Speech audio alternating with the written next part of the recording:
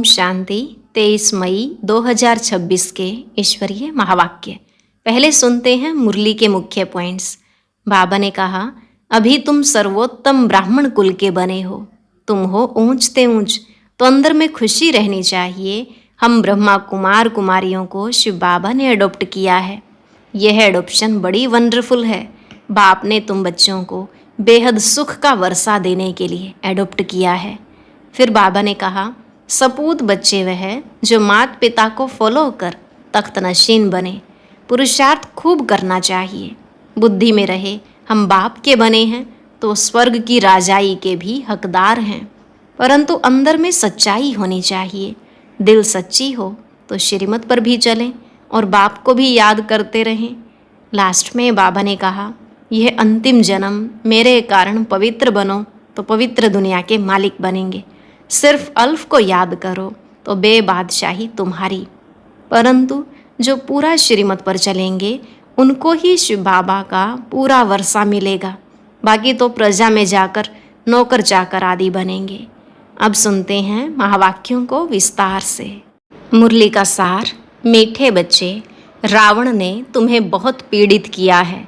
अभी तुम भक्तों का रक्षक भगवान आया है तुम्हारी पीड़ा को दूर करने। प्रश्न, सपूत बच्चों की मुख्य 2 निशानियां सुनाओ।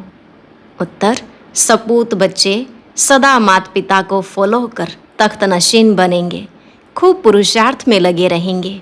दूसरी निशानी, उनकी बाप से दिल बहुत सच्ची होगी। सच्चे दिल वाले सदा श्रीमत पर चलेंगे। अगर अंदर में सच्चाई नहीं तो याद में रह नहीं सकते। गीत, भोलेनाथ से निराला कोई और नहीं। ओम शांति। मीठे मीठे बच्चों ने यह भक्ति मार्ग का गीत सुना। भक्त इस गीत के अर्थ को नहीं जानते। तुम भगवान के बच्चे बने हो। भगवान रक्षक है भक्तों का, तुम भी रक्षक हो भक्तों के। भक्तों की रक्षा करते हो। कौन सी आफत है जो भगत रक्षा करने के लिए भगवान को बुलाते हैं? भक्तों को रावण का बहुत दुख है।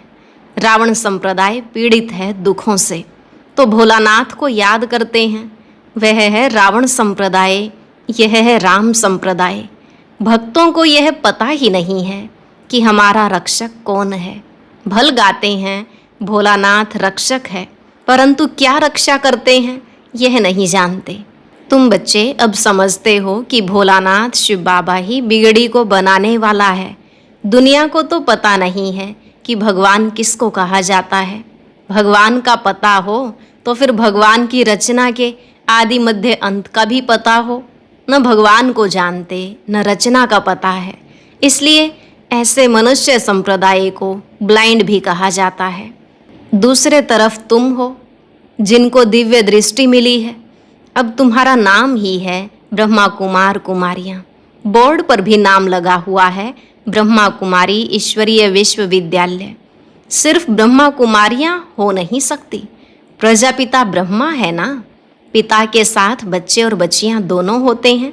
प्रजापिता ब्रह्मा को ही इतने ढेर बच्चे हो सकते हैं, तो समझना चाहिए यह बेहद का पिता है।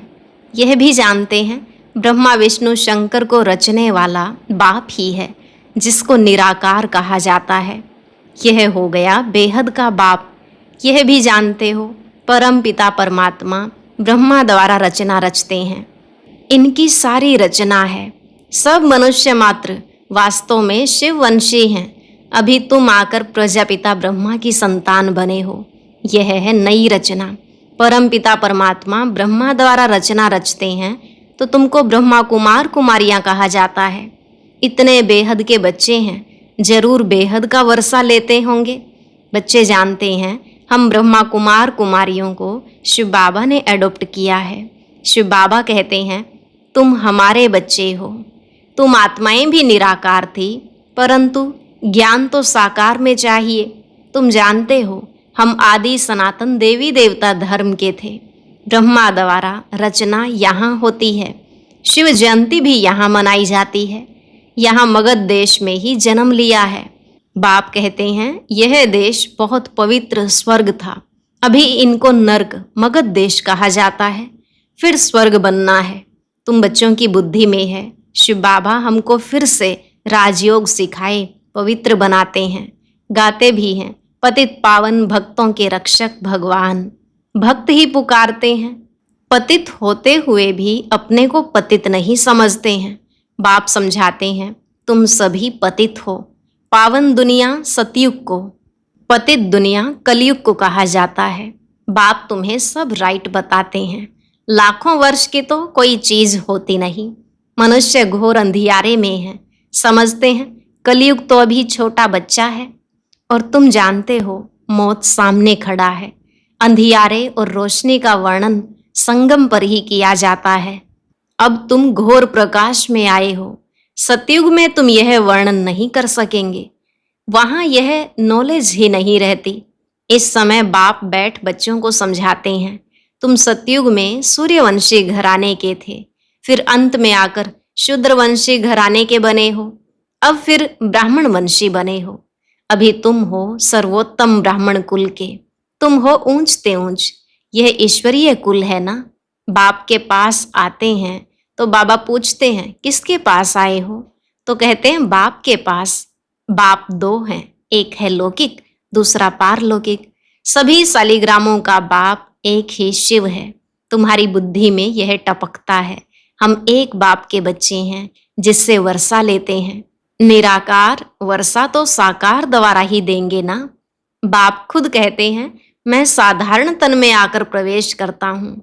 अब बाप बच्चों को कहते हैं, बच्चे देही अभिमानी भव, अपने को आत्मा समझो।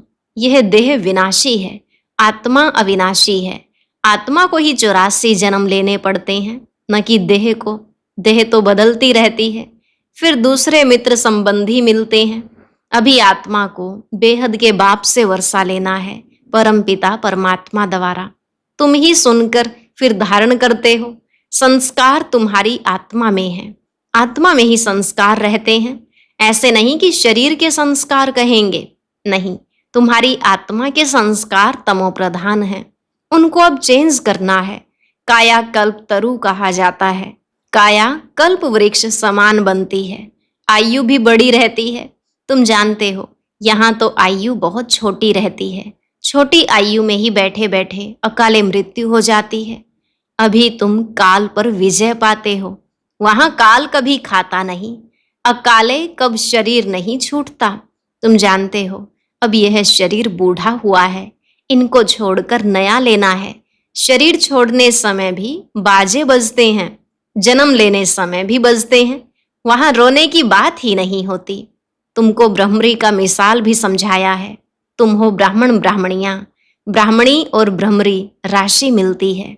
जो काम ब्रह्मरी करती है वही तुम भी करते हो। वंडर है ना। ब्रह्मरी का दृष्टांत कछुओं का, सर्प का, यह सब शास्त्रों में है। सन्यासी आदि भी यह मिसाल देते हैं। अभी तुम बच्चे बाप द्वारा यह सब समझ रहे हो। वह तो हुआ भक्ति मार्ग, पास्ट का गायन करना। इसका फिर बाद में गायन होगा। इस समय ही बाप इस तन में आते हैं। इनको यानी ब्रह्मा को भगवान नहीं कहा जाता है, वह तो फिर अंधश्रद्धा हो जाती है। ऐसे भी मनुष्य हैं जो राम को, श्री कृष्ण को भगवान समझते हैं। श्री कृष्ण के लिए, राम के लिए भी कह देते, वह तो सर्वव्यापी है। कोई कृष्ण पंथी, कोई राधे पंथी होते हैं। राधे पंथी वाले कहेंगे सर्वत्र राधे ही राधे हैं। कृष्ण पंथी कहेंगे जिधर देखो कृष्ण ही कृष्ण है। राम पंथी राम ही राम कहेंगे। समझते हैं राम कृष्ण से बड़ा है, क्योंकि राम को त्रेता में और श्री कृष्ण को द्वापर में ले गए हैं। कितना अज्ञान है। अब बाप तुम बच्चों को समझा रहे हैं, कितने ढेर ब्रह्मा कुमार कुमारियां हैं। जरूर बेहद का बाप होगा। तुम कोई से भी पूछ सकते हो, कभी नाम सुना है प्रजापिता ब्रह्मा का? बाप ने स्वर्ग की नई रचना रची है, गाया भी जाता है ब्रह्मा द्वारा ब्राह्मण। जब तक तुम सब ब्राह्मण ब्रह्मा की मुख वंशावली नहीं बने हो, तब तक दादे से वर्षा ले नहीं सकते। बेहद के बच्चे बेहद का वर्षा बाप से ही लेते हैं। लिया था बरोबर। बरोबर स्वर्गवासी थे, अभी नरकवासी बन गए हैं। अब फिर प्रजापिता ब्रह्मा द्वारा परम पिता परमात्मा विष्णुपुरी स्वर्ग रच रहे हैं। कितना सहज है। शिव बाबा पूछते हैं, आगे तुमको यह ज्ञान था। इनकी आत्मा ही कहती है, मेरे में यह ज्ञान नहीं था। मैं भी विष्णु का पुजारी था। जो हम पूज्य थे सो अब पुजारी आकर बने। अब फिर बाबा आकर पुजारी से पूज्य देवता बना रहे हैं। तुम बच्चों को अंदर में खुशी रहनी चाहिए। परम पिता परमात्मा ने आकर हमको एडॉप्ट किया है। मनुष्य मनुष्य को एडॉप्ट करते हैं ना। बहुत मनुष्य होते हैं जिनको अपने बच्चे नहीं होते हैं तो एडॉप्ट करते हैं। अब बाप जानते हैं मेरे बच्चे सब रावण के बन गए हैं, इसलिए मुझे आकर फिर से एडॉप्ट करना पड़े। ब्रह्मा द्वारा अपने बच्चों को एडॉप्ट करते हैं। यह एडॉप्शन कितनी वंडरफुल है। तुम ही जानते हो शिव बाबा ने हमको ब्रह्मा द्वारा एडॉप्ट किया है। शिव बाबा कहते हैं मैंने तुम बच्चों को एडॉप्ट किया है तुमको बेहद सुख का वर्षा देने। यह ब्रह्मा तो दे नहीं सकते, यह भी मनुष्य है ना। प्रजापिता ब्रह्मा, मनुष्य यह ज्ञान नहीं देते हैं। ज्ञान का सागर निराकार परमपिता परमात्मा ही बैठ यह ज्ञान देते हैं। ब्रह्मा को अथवा विष्णु को ज्ञान सागर नहीं कहा जाता। इन तीनों की महिमा अलग है। ज्ञान सागर पतित पावन एक बाप है। सारी दुनिया के मनुष्य मात्र उनको बुलाते हैं। अंग्रेजी में भी कहते हैं वह लिबरेटर है। जिससे दुख मिलता है उससे लिबरेट किया जाता है।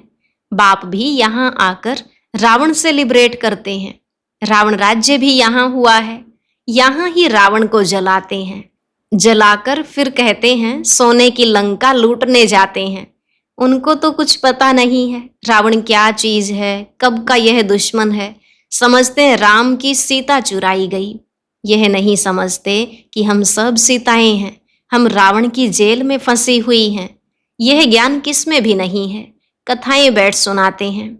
शिव बाबा कहते हैं मैं दूर देश का रहने वाला आया हूँ इस देश पर आए। यह पतित दुनिया पुरानी है ना, यह है रावण की दुनिया। बुलाते भी हैं हे बाबा आओ, हम पतित बन गए हैं। बाप कहते हैं हमको पावन बनाने इस पतित दुनिया में आना पड़ता है। और मुझे आना भी उस तन में है जो पहले नंबर में पावन था, जो सुंदर था वही अब श्याम बना है। कितनी वंडरफुल बातें हैं। श्री कृष्ण को श्याम सुंदर क्यों कहते हैं यह किसको पता नहीं है। क्या एक श्री कृष्ण को ही सर्प ने डसा? सतयुग में थोड़े ही सर्प आदि होते हैं। बाप कहते हैं यह अंतिम जन्म मेरे कारण पवित्र बनो तो पवित्र दुनिया के मालिक बनेंगे। सिर्फ मुझे याद करो और पवित्र बनो। अल्फ को याद करो तो बेबादशाही तुम्हारी है। यह है सहज राजयोग, सहज राजाई। बच्चा पैदा हुआ और वर्षे का हकदार बना। यहाँ भी बच्चे जानते हैं हम बाप के बने हैं तो स्वर्ग की राजाई के हम हकदार हैं। अब बाप कहते हैं सतो प्रधान से तुम तमो प्रधान बन गए हो, फिर सतो प्रधान बनना है। योग और ज्ञान सिखाने में 1 सेकंड लगता है। बच्चा पैदा हुआ और वारिस निश्चय किया। तुम बाप के बने हो तो राजधानी का वर्षा तुम्हारा है, परंतु राजा रानी सब तो नहीं बनेंगे। यह है राजयोग। राजा रानी प्रजा साहूकार गरीब सब चाहिए। इसलिए रुद्रमाला भी बनी हुई है जो भक्ति मार्ग में जपते हैं। तुम जानते हो हम राजयोग सीखने आए हैं। माता पिता को फॉलो कर पहले पहले सूर्यवंशी चंद्रवंशी बनेंगे। सपूत बच्चे वह जो माता पिता को फॉलो कर तख्त नशीन बने। पुरुषार्थ खूब करना चाहिए। बाप कहते हैं मुझे याद करो तो करते नहीं, श्रीमत पर चलते नहीं है, अंदर सच्चाई नहीं है।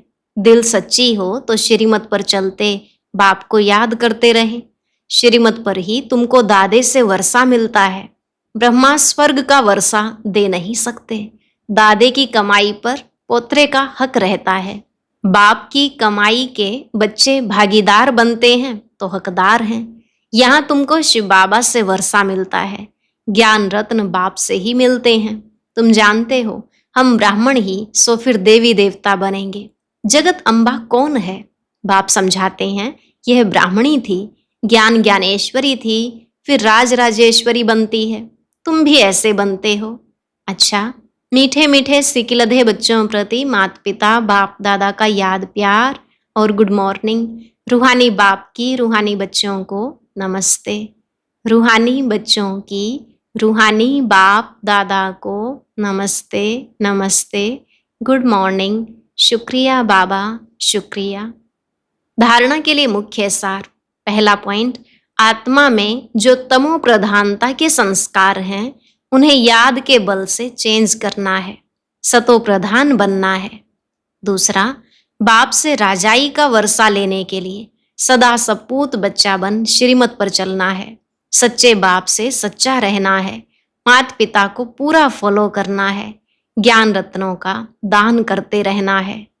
वरदान, अपने परिवर्तन द्वारा निरंतर विजय की अनुभूति करने वाले सच्चे सेवाधारी भव।